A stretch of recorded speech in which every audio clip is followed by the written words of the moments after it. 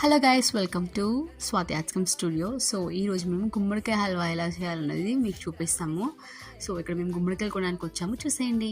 ఇది ఎంత మంచిది, పెరిగి సల్వ ఆరోగ్యానికి మంచిది. బూడిద గుమ్మడికాయ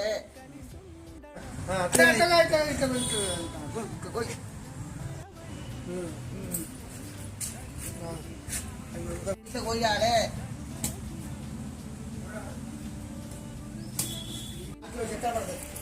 దీనికి 4 ముక్కలు చేసుకున్న తర్వాత ఇప్పుడు ఇది గింజలు మొత్తం ఇట్లా స్పూన్ తో తీసుకోవాలి.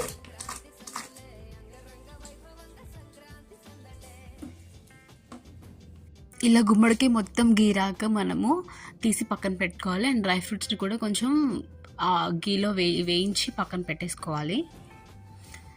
నెక్స్ట్ యాక్చువల్గా నేను చూపించడం మర్చిపోయాను, అది బెల్లంని మనం కట్ చేసుకొని పాకంలాగా చేసుకోవాలి. ఆ పాకం వచ్చాక మనం తురుముకున్న గుమ్మడికాయని ఆ పాకంలో వేసేసి బాగా కలుపుకోవాలన్నమాట. ఇది మీడియం ఫ్లేమ్లో పెట్టేసి దాన్ని చక్కగా కుక్ అవ్వనివ్వాలి.